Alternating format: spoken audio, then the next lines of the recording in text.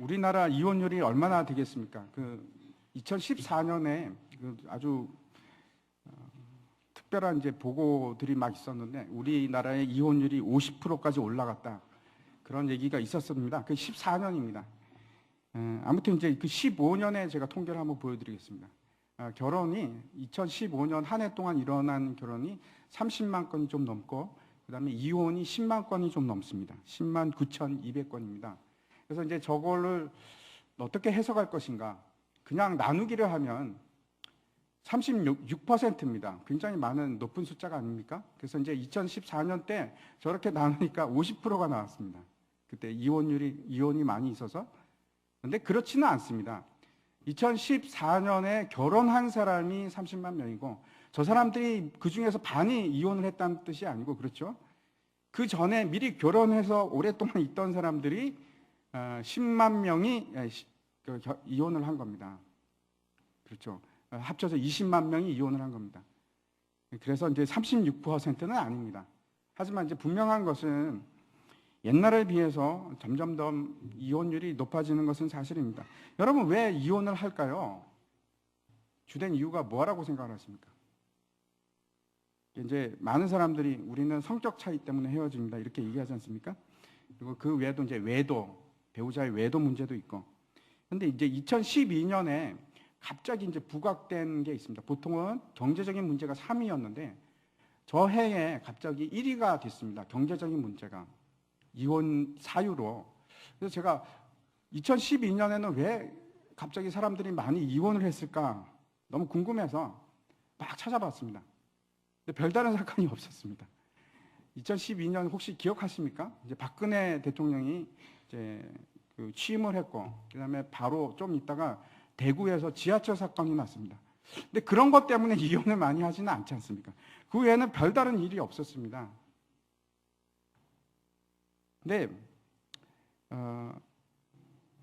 제가 결혼을 봤는데 결혼이 지속적으로 지금 줄고 있습니다. 심각할 정도로 결혼이 이제 건수가 줄고 있는데 큰 이유가 뭔가 하면 돈이 없어서입니다. 많은 사람들이 집이 없어서 아직도 불안하기 때문에 결혼 준비가 안 돼서 결혼 준비가 안 됐다는 것이 돈이 없다는 뜻이 아니겠습니까? 그래서 돈이 없어서 결혼을 못합니다. 많은 사람들이. 근데 이혼하는 이유도 똑같습니다. 돈이 없어서 이혼을 합니다. 어떻게 생각하십니까? 돈에 점점 우리가 지배를 받고 있는 것이 분명합니다. 돈이 왕입니다. 이혼 문제뿐만 아니고 이제 법정에 가면 민사 소송건이 많지 않습니까? 재판을 많이 하는데 그 대부분이 무슨 문제인가 하면 돈 문제입니다. 돈을 줘야 되는데 못 받고 빌려갔는데 떼먹고 다 그런 문제들. 왜 사람들이 그런 문제가 생기는가? 그렇죠? 돈을 사랑하기 때문에 그렇습니다. 문제는 핵심은 사람들이 돈을 사랑합니다. 저도 사랑합니까? 저도 돈을 사랑합니까? 여러분은 어떻습니까? 돈을 사랑하십니까? 서로 사랑하는 사람들끼리도 가족들끼리도 돈 문제 때문에 싸워서 등을 돌려서 다시는 보지 않기도 하고 공격을 하고. 그런데 중요한 것은 우리가 정말 중요하다고 생각하는 것들 있지 않습니까? 사랑이라든지 서로를 위해서 생각해주고 축복해준다든지 사람의 마음을 산다든지 그런 거는 돈으로 할 수가 없습니다. 아무리 많은 돈을 줘도 그건 살 수가 없습니다. 12장에서 우리가 이제 아브라함이 실패했던 두 가지 시험을 살펴봤습니다. 아브라함이 하나님이 지시한 그 가나안 땅으로 갔는데 가자마자 기근이 들지 않았습니까? 경제적인 문제입니다. 경제적 문제를 해결하지 못해서 아브라함이 어떻게 결단을 하냐? 하나님의 지시한 땅을 떠납니다. 하나님의 강구를 하나님께 강구를 한 것이 아니고 그 땅을 떠납니다. 애굽으로 갔죠. 그것이 첫 번째 실패였고 두 번째 실패는 거기서 사람들로부터 시험을 받습니다. 그게 뭔가? 두려움과 인정에 대한 문제입니다. 이생의 자랑 문제. 그래서 내가 하나님을 두려워할 것인가? 아니면 사람을 두려워할 것인가? 내가 사람의 인정을 받을 것인가? 아니면 하나님의 인정을 받을 것인가? 여러분은 누구한테 인정을 받고 싶으십니까? 아브라함이 여기서 실패합니다. 사람의 인정을 받고자 했습니다. 사람을 두려워했고, 그래서 거짓말을 합니다. 자기 아내를 누이라고 속였습니다. 그럼에도 참 놀라운 것은 하나님께서 그 아브라함을 긍휼히 여기시고 은혜를 베풀어 주십니다. 두 가지 시험에 실패했는데 오늘 보면은 세 번째 시험이 앞에 있습니다. 세 번째 시험인데 여러분 그 결과가 어떻게 됐습니까? 아브라함이 앞에서 두 번을 떨어졌습니다. 세 번째 시험은 승리합니다. 오늘 본문을 통해서 우리가 알고자 하는 것은 아브라함은 어떻게 승리를 했을까? 그 세 번째 시험은 어떻게 해서 통과하게 됐을까? 우리가 한번 생각해 봤으면 좋겠습니다. 세 번째 시험이 쉬웠기 때문에 그렇습니까? 아니요. 굉장히 어려운 시험입니다. 어떤 시험이냐면 눈에 어떤 것이 선하고 아름다운가? 내 눈에 보기에 어떤 것이 더 풍요로운가? 안목의 정욕에 관한 문제입니다. 예수님께서 성령에 이끌려서 이제 광야로 갑니다. 광야에서 40일간 금식 기도를 한 후에 이제 마귀로부터 시험을 받는데 첫 번째, 두 번째, 그리고 이제 세 번째 시험이 뭐냐면 마태복음 4장 4절인데 예수님을 데리고 아주 높은 산으로 갑니다. 그 산이 헬몬산인지 어느 산인지 잘 모르겠습니다. 그리고 이제 올라가서 천하만국을 쫙 보여주면서 오늘 본문이랑 너무나 일치합니다. 내용이. 그 보여주면서 그 영광까지 보여줍니다. 그리고 그 마귀가 뭐라고 얘기하냐면 만일 내게 엎드려 경배하면 내가 이 모든 것을 내게 주리라. 예수님께 이렇게 얘기를 합니다. 그랬더니 예수님께서 뭐라고 하시냐면 사탄아 물러가라. 기록되었으되 주 너희 하나님께 경배하고 다만 그를 섬기라. 라고 하시면서 승리합니다. 누구를 섬기라고요? 하나님을 섬기라고. 이상하지 않습니까? 여기서 예수님께서 왜 하나님 섬기는 걸 말씀하셨을까? 그러니까 안목의 정욕에 대해서. 내가 눈에 어떤 것이 더 아름답게 보이고 내 눈에 어떤 것이 더 탐스러운가에 대해서 예수님께서는 주 너희 하나님만 경배하라 이렇게 얘기합니다. 동일한 사건이 오늘 본문에 있는데 아브라함이 이제 애굽에서 그 식솔들과 함께 쫓겨난 거죠. 근데 그 쫓겨났다고 얘기하기가 뭐한 것이 바로 왕이 많은 것을 줍니다. 많은 것을 가지고 이제 나옵니다. 그리고 이제 다시 베델로 가는데 거기서 문제가 생깁니다. 어떤 문제냐면 넉넉지 않은 땅 문제입니다. 그래서 이제 아브라함의 가축 치는 사람과 롯의 가축 치는 사람 둘이 이제 아브라함과 롯은 조카 삼촌지간입니다. 그런데 두 가축 치는 사람들 간에 분쟁이 일어나는 겁니다. 네가 우리 거, 네가 내 거, 이러면서 이제 막 싸움이 시작했는데 제가 이제 중동에 있으면서 느꼈던 것 중에 하나가 유목민과 정착민의 크나큰 차이입니다. 여러분 잘 모르시죠? 저는 그래도 이제 그쪽 동네에 한 10년을 살았기 때문에 이제 잘 압니다. 유목민은 주로 양떼나 이제 소떼나 이런 가축을 치고 사는데 정착민은 그 생업이 뭡니까? 농업이지 않습니까? 농업을 하는 사람은 다 정착할 수밖에 없습니다. 뭐 밭을 하다가 어디 딴 데 가고 그러지는 못하지 않습니까? 그래서 정착해서 살아야 됩니다. 정착해서 사는데 생활 패턴이 그래서 많이 다릅니다. 가장 다른 것 중에 하나가 이웃에 관한 개념이 다릅니다. 제가 이제 이란에 살면서 놀랬던 것 중에 하나가 아이들이 친구가 없습니다. 학교 가면 친구를 사귀고 친구랑 같이 놀고 그러는 거지 우리가 생각에는 너무나 당연한데 우리는 학교 가서 친구를 만나면 그게 뭐 죽을 때까지 가지 않습니까? 동창회로 엮여서. 그렇죠? 그 어릴 때 친구들이 막 끝까지 갑니다. 그런데 거기는 친구가 없습니다. 물론 그렇다고 한 명도 없는 건 아닌데 가끔 있는데 극히 예외적인 상황입니다. 도대체 왜 그럴까? 그러면 그 아이들은 여러분 친구랑 안 놀면 누구랑 노는지 아십니까? 아이들이니까 놀죠. 노는데 누구랑 노는지 아십니까? 친척이랑 놉니다. 참 이상하죠. 친척이랑 놉니다. 이 사람들이 도대체 왜 그럴까? 어른들도 마찬가지입니다. 대부분 그 이웃들과 사이가 안 좋습니다. 그래서 이제 만나면은 인사는 합니다. 인사는 하는데 인사하고 나서 바로 안 보이면 욕을 하기 시작합니다. 좋은 말 하는 걸 제가 들어본 적이 없습니다. 안 보이면 욕합니다. 뒷담화가 굉장히 심합니다. 근데 이제 우리 편하고 우리 편 아닌 사람이 딱 선이 그어져 있었고 분명합니다. 근데 우리 편에 속한 사람들이 누굴까요? 그 사람들에게 있어서 가족과 친척입니다. 그리고 그 외에는 다 적입니다. 우리 편이 아닙니다. 실제 이제 이란에서는 친구라는 개념이 많이 틀립니다. 제가 이제 굉장히 혼란스러웠습니다. 처음에 가서. 왜 그런가 하면 저는 이제 선교사였으니까 가면 이제 친구를 삼아야 됩니다. 그래서 계속 이제 친구가 되려고 하는데 그러면 잘 받아줍니다. 외국인이니까. 근데 문제가 뭐냐면 나는 친구가 되고 싶은데 그 사람들은 나를 가족으로 만드는 겁니다. 근데 가족이 되면 여러분 가족의 큰 그 유대 관계가 뭡니까? 같이 밥을 먹어야 됩니다. 그래서 친구가 되고 싶었는데 일주일에 한 3일은 그 집에 가서 밥을 먹어야 되고 그 사람들이 또 옵니다. 우리 집에 와서. 완전히 가족처럼. 그것뿐만 아니고 이제 집안에 대소사가 있고 뭐 생일을 당하거나 그러면 거길 참석을 해야 됩니다. 안 그러면 삐칩니다. 그래서 참석을 해야 되고 한번 생각해 보십시오. 한 3일을 투자를 해야 됩니다. 이 사람을 친구로 데리고 있기 위해서는. 그런데 더 문제는 뭐냐면 내가 A라는 사람과 친구가 됐는데 B라는 사람은 저는 뭐 당연히 또 B라는 사람과 친구가 되고 싶어 하죠. 그런데 그러면 A는 너무 싫어합니다. 왜 너는 B랑 친구가 되려고 하느냐. 우리가 있지 않느냐. 왜 그런가 하면 가족으로 생각하기 때문에. 그래서 친구가 아니고 가족으로 생각합니다. 우리는 친구라는 개념이 다른데 거기는 다릅니다. 그게 왜 그럴까? 여러분 그 이유가 뭐라고 생각하십니까?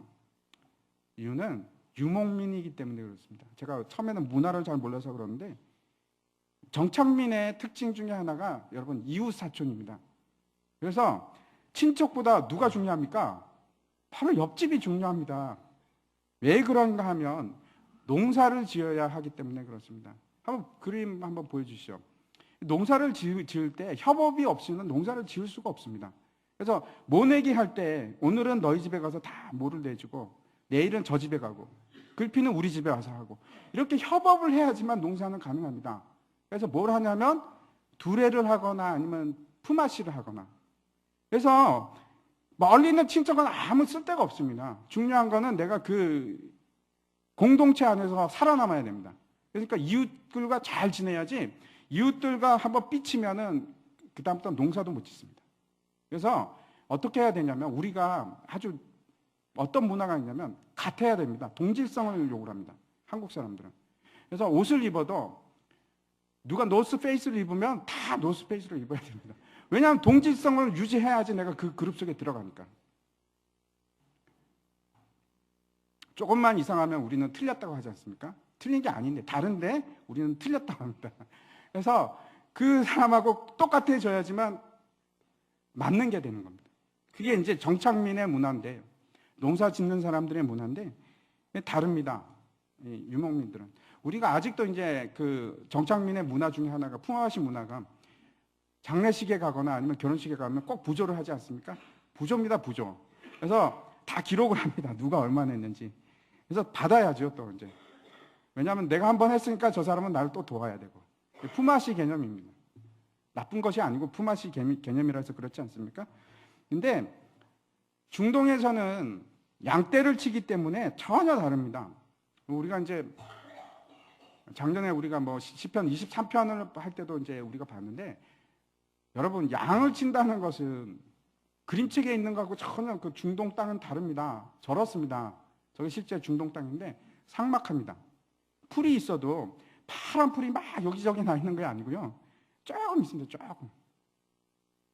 그래서 양을 치고 먹인다는 것은 굉장히 어떤 문제를 가지고 오냐면 계속해서 이동을 해야 됩니다. 유목 생활을 해야 됩니다.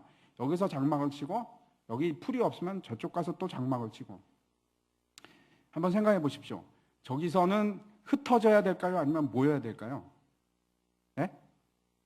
정착민은 모여야 됩니다. 안 그러면 농사를 못 짓습니다. 근데 유목민은 어떻게 해야 됩니까? 흩어져야 됩니다. 흩어지지 않으면 큰일 납니다. 풀이 없어서, 마실 물이 없어서 그렇습니다.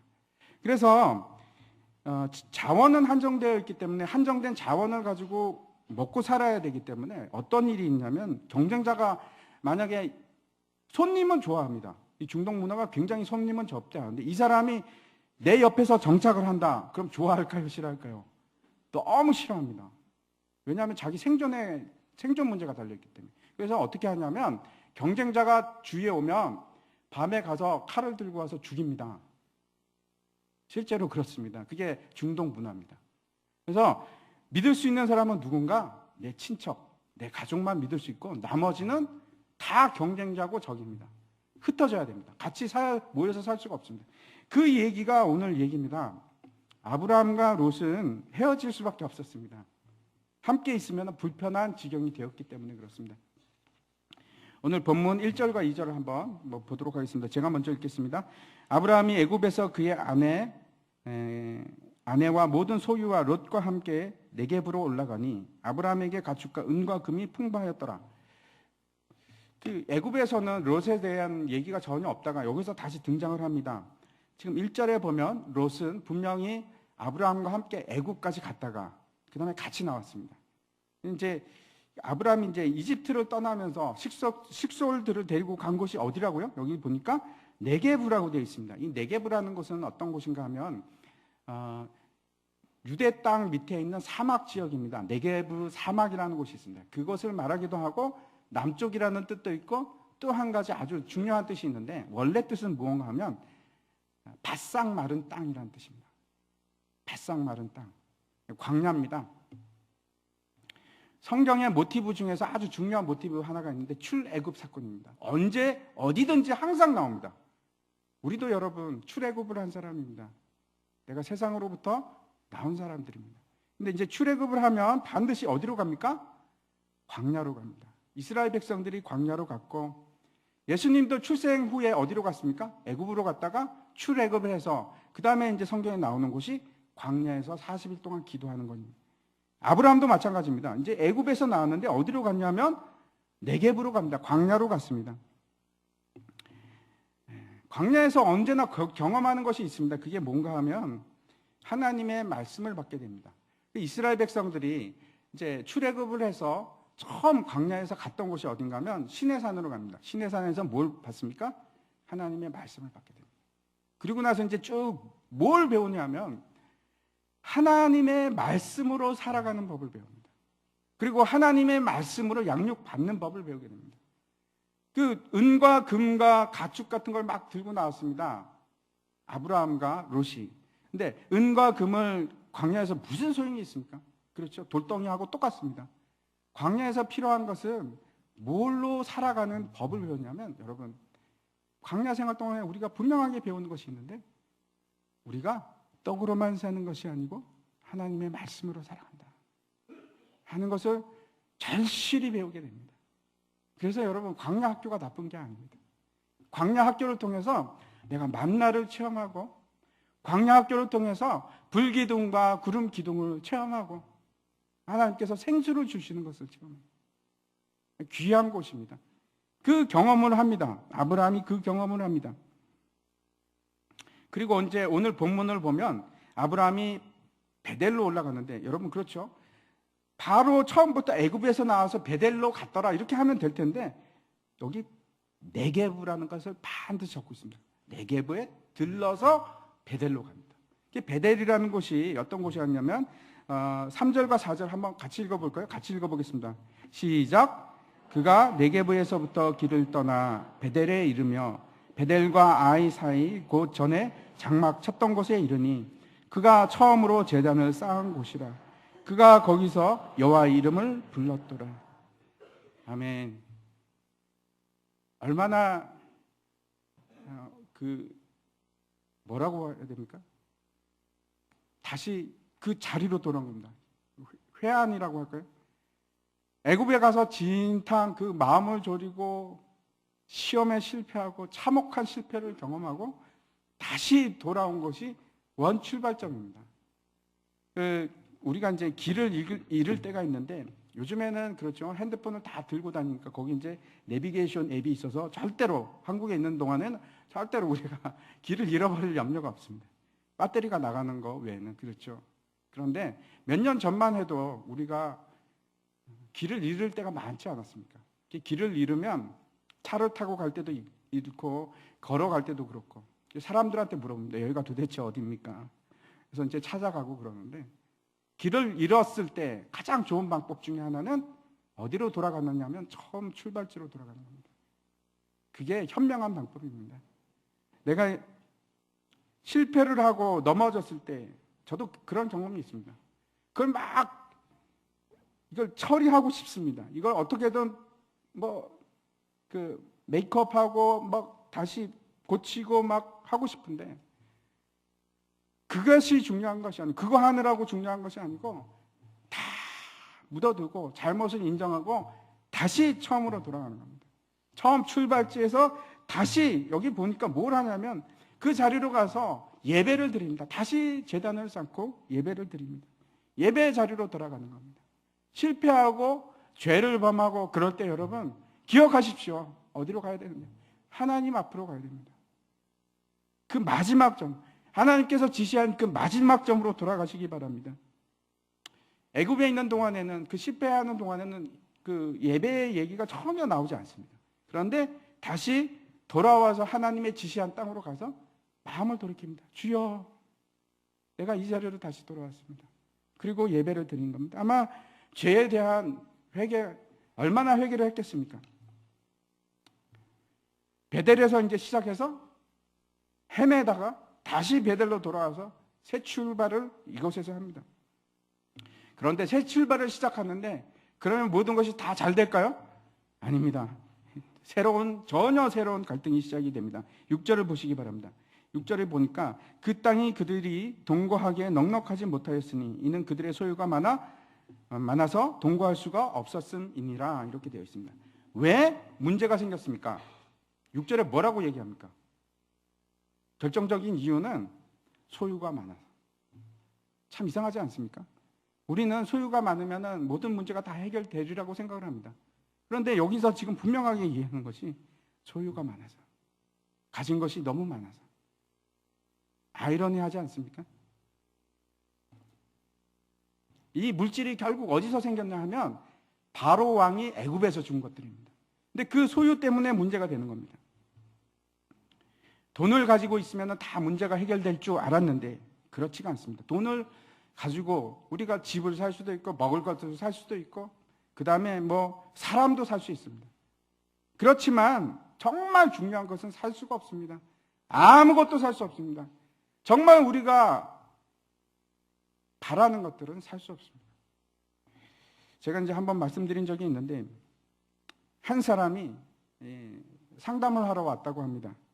남자인데 그 얘기를 들어보니까 딱하기 그지가 없습니다. 딱하기 그지 없습니다.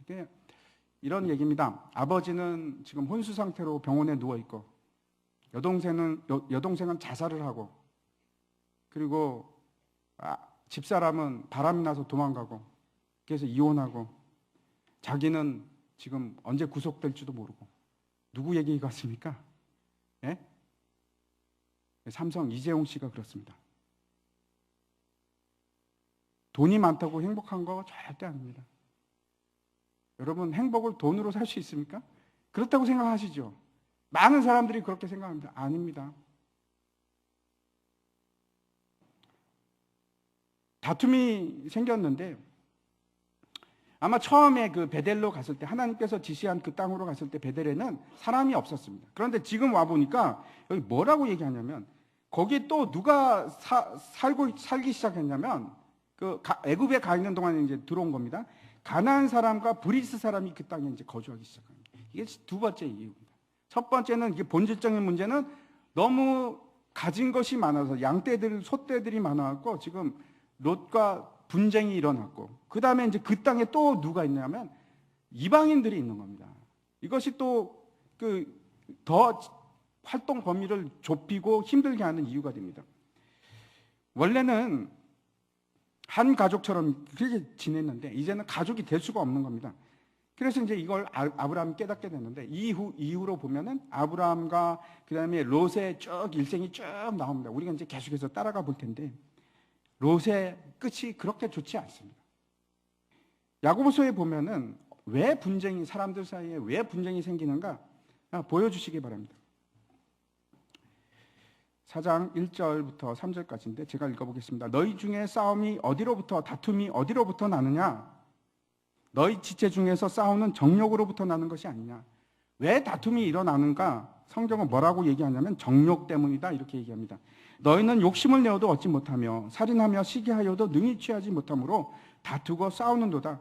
너희가 얻지 못하면 구하지 아니하기 때문이요 구하여도 받지 못하면 정욕으로 쓰려고 잘못 구하기 때문이라. 지금 뭐라고 얘기하냐면 싸우는 본질적인 이유가 있는데 그것은 정욕 때문이다. 그리고 그 정욕을 채우려고 심지어는 살인을 하고 그렇게 해도 채울 수 있다 없다? 채울 수 없다. 문제가 핵심이 뭐냐면 잘못 구하고 있는 겁니다. 우리가 뭘 구해야 됩니까? 우리는 성령의 소욕을 가지기를 원해야 됩니다. 그런데 엉뚱한 것을 구하기 때문에 그렇습니다. 우리가 여기 이제 그 정욕이라는 단어가 욕심이라는 뜻도 있고 또 하나는 쾌락이라는 뜻이 있습니다. 욕망을 가지거나 쾌락을 가지고서는 반드시 뭐가 일어나냐? 거기는 싸움이 일어납니다. 싸움이 일어나고 욕심은 여러분 아무리 채우려고 해도 채워진다 안 채운다? 못 채웁니다. 절대로 못 채웁니다. 제가 장담할 수 있습니다. 더 이렇게 되지 이만하면 됐어가 없습니다. 그리고 욕망이 사람이 높아지고 싶은 욕망이 있는데 올라가고 더 높이 올라가면 채워질까요? 아니요. 끝이 없습니다. 절대로 채울 수가 없습니다. 어떠한 방법으로도 우리의 욕망은 채울 수 있는 방법이 아닙니다. 방법이 없습니다. 결국 이제 아브라함이 롯에게 뭐라고 얘기하면 안 되겠다. 네가 좌하면 나는 오른쪽으로 갈게. 네가 우하면 나는 왼쪽으로 갈게. 헤어지자. 이렇게 얘기를 합니다. 아브라함이 애굽에서 왜 문제가 있었습니까? 아브라함이 자기가 있을 곳에 있지 않았기 때문에 문제가 되는데 여기서는 반대입니다. 왜 롯이 가나안 땅에서 문제가 되는가? 롯은 지금 자신이 있어야 할 곳에 있지 않기 때문에. 제가 왜 이런 말씀을 드리냐면 롯은 그 마음이 가나안에 있는 것이 아니고 애굽에 있습니다. 한번 보시기 바랍니다. 10절을 한번 보여주시기 바랍니다. 10절에 보면은 뒤에 이렇게 얘기합니다. 이에 롯이 눈을 들어 요단 지역을 바라본즉 소알까지 온 땅에 물이 넉넉하니 여호와께서 소돔과 고모라를 멸하시기 전이었으므로 여호와의 동산 같고 애굽 땅 같았더라. 왜 이런 말을 하냐면 롯의 마음속에 있는 로망은 진짜 원하는 이상향은 어디라고요? 애굽 땅이었습니다. 그가 살기를 원했던 곳은 애굽 땅입니다. 고린도전서 2장 그 후반부부터 3장 초반까지 이 세상 사람을 세 가지 그 분류를 하고 있습니다. 세 가지로 분류를 하고 있는데 첫 번째는 육에 속한 사람. 육에 속한 사람은 성령을 받지 못한 사람입니다. 그래서 거듭나지 못한 사람이라서 이 사람들은 영이 잠자고 있습니다. 아무리 하나님의 말씀을 해도 귀가 없기 때문에 들리지가 않습니다. 전혀 알아듣지를 못합니다. 그리고 이 사람들은 그냥 세상과 동일하게 세상 속에서 살아가는 사람을 얘기합니다. 두 번째 나오는 부류가 육신에 속한 사람인데 이것을 사도 바울은 뭐라고 얘기하냐면은 어린아이와 같은 사람 이렇게 얘기합니다. 그래서 어린아이는 젖을 먹어야지 밥은 줄 수가 없다. 내가 젖만 준다 이렇게 얘기를 합니다. 이 사람들의 특징이 뭐냐면 성령을 받았습니다. 하나님이 누군지도 알고 하나님의 말씀이 무엇인지도 압니다. 들으면은 기쁨도 가집니다. 하지만 육체의 소욕을 이기지 못하는 겁니다. 그래서 계속해서 성령의 소욕을 따라 사는 사람이 아니고 성령을 따라서 사는 것이 아니고 육체를 따라 삽니다. 예수 믿는 사람이 맞긴 맞는데 계속해서 육체 가운데 살아갑니다. 이것을 육신에 속한 사람이라고 얘기하고 마지막에 나오는 사람이 영에 속한 사람입니다. 성령의 사람, 성령의 소욕을 따라 사는 사람입니다. 성령의 지배를 받는 사람. 이 세 가지 부류가 이 13장에 그대로 나옵니다. 첫 번째 부류는 육에 속한 사람들은 가나안 사람과 브리스 사람들, 이 사람 이방인들. 그리고 두 번째 육신에 속한 사람이 롯입니다. 육체를 따라 사는 사람. 그리고 세 번째 아브라함이 굉장히 많이 바뀌었습니다. 여기서 이제 어떻게 하냐면 영에 속한 사람으로 지금 나오는 겁니다. 아브라함이 애굽에 있을 때는 자기 자신의 가장 첫 번째 되는 것이 자기의 목숨이었습니다. 그것이 아까워서 벌벌벌 떨었는데 지금은 다른 사람이 되었습니다. 베델을 경험하고 네게브를 경험하고 하나님의 예배를 드리면서 하나님의 임재를 경험하고 나서 달라진 겁니다. 아브라함이 지금 첫 번째로 듣는 것은 하나님을 듭니다. 가족 중에서 아브라함이 지금 가장 영장자인데 아브라함이 이렇게 명할 수도 있습니다. 야, 롯, 너 저쪽으로 가. 내가 이쪽으로 가. 근데 그렇게 하지 않습니다. 왜 그런가? 자신의 이익보다는 형제 사랑하는 것을 다 앞에 두는 겁니다. 이렇게 되면 다툴 일이 없습니다. 왜 다툴 일이 없느냐? 그냥 사랑이 더 먼저니까. 일이 먼저가 아니고 내 권리와 주장이 먼저가 아니고 내 권리를 챙기려고 하면 싸울 수밖에 없죠. 나도 권리를 챙기고 저 사람도 자기 권리를 챙기고 싸웁니다. 그런데 사랑이 그걸 덮을 수가 있습니다. 먼저 하십시오. 내가 포기하겠습니다. 예수 믿는 사람들이 해야 할 것이 내 권리와 내 주장을 포기하는 겁니다. 근데 이게 쉽지가 않습니다. 언제나 욕심이나 일이 나보다 앞서기 시작합니다. 제가 그렇습니다. 제가 이런 문제를 수도 없이 마주칩니다. 때로 이길 때도 있는데 많은 경우 제가 집니다. 욕심을 따라서 내 권리를 주장하고 롯이 눈을 들어서 요단 지역을 바라봅니다. 한번 보여주십시오. 저기가 이제 요단 계곡 쪽인데 저쪽이 이제 소돔 쪽입니다. 저기를 보니까 뭐라고 얘기하냐면 에덴 동산 같고 애굽 땅 같더라 이렇게 얘기를 합니다. 그런데 잘 생각해 보시기 바랍니다. 이 명심해야 될 것이 에덴 동산은 하나님께서 임재하신 것이고 누가 지배하냐면 하나님께서 통치하시고 하나님의 지배 아래 들어가는 것이 에덴 동산이고 애굽 땅은 전혀 다릅니다. 그렇죠? 누가 지배합니까? 바로 왕이 지배하는 것입니다. 그리고 그 속에 들어가면 속박을 당할 수밖에 없습니다.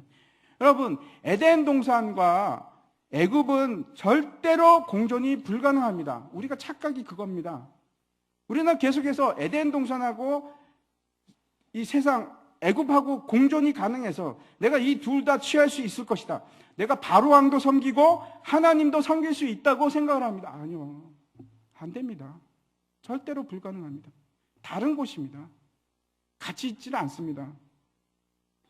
그래서 우리가 생각해야 할 것이 이겁니다. 언제나 저기 하나님이 계실까? 내가 하나님의 통치 아래로 들어가기를 원하나? 그걸 기억하시기 바랍니다. 결국 롯은 저기를 택합니다.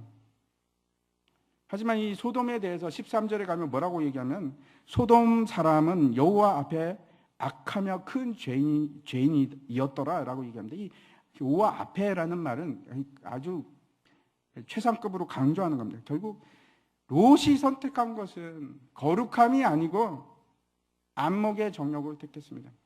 그 다음 장 한번 보여주시기 바랍니다. 그 다음 장에 보면 저기는 헤브론 땅입니다. 여러분 어디를 택하시겠습니까?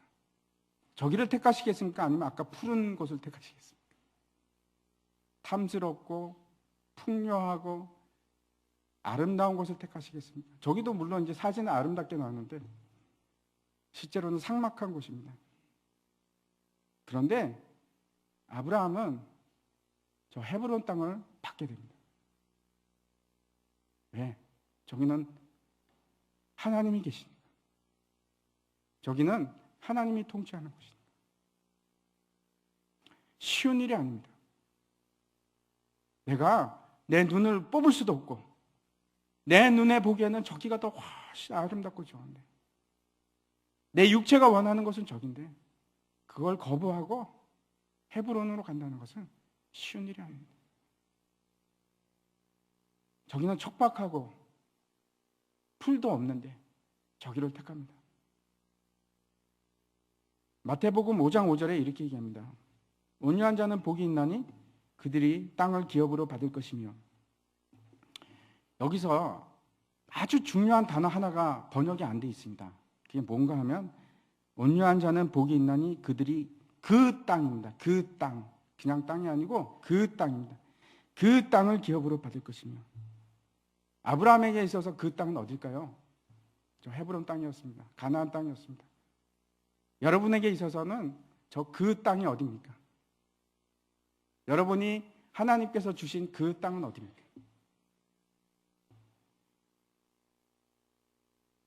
그 약속의 땅은 하나님 나라입니다.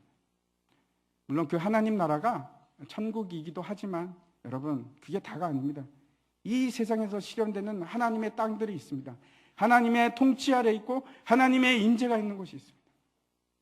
그것이 여러분 교회가 될 수도 있고 여러분 가정이 될 수도 있습니다. 어디든지 하나님께서 여러분을 부르시는 곳이 있고 그곳이 하나님의 통치 아래 있고 하나님의 인재 가운데 있고 내가 순종하는 마음으로 그곳으로 가야 됩니다. 지난번에 우리가 이제 온유한 자가 누구인가 함께 같이 생각한 적이 있는데 좀 더 오늘 더 분명하고 확실하게 말씀을 드리려고 합니다. 이 마태복음에 있는 내용과 똑같은 내용이 어디에도 나오냐면 시편에도 나옵니다. 한번 보여주십시오. 제가 읽겠습니다. 그러나 온유한 자들은 땅을 차지하며 풍성한 화평으로 즐거워하리로다. 온유하다는 말은 여러분 한글 지금 여러분이 가지고 있는 그 국어적인 국어 사전에 있는 의미는 지워버리십시오. 성경에서 얘기하는 건 그런 뜻이 아닙니다. 이 온유하다는 말은 이 히브리어로 아나브라는 말인데 두 가지 의미를 가지고 있습니다. 첫 번째 뜻은 뭐냐면 가난입니다. 가난. 가난하고 억눌리고 고통받고 가진 것이 없는 자. 성경에서 대표적으로 구약에 온유한 자가 한 명 나오고 신약에 온유한 자가 한 명 나옵니다. 구약에 누굴까요? 모세입니다. 그리고 신약은 누굴까요? 예수님입니다. 신약이나 구약이나 여러분 모세가 성격이 급한 사람이었습니다. 말을 함부로 하는 사람이었고 그 행동이 앞서는 사람이었습니다.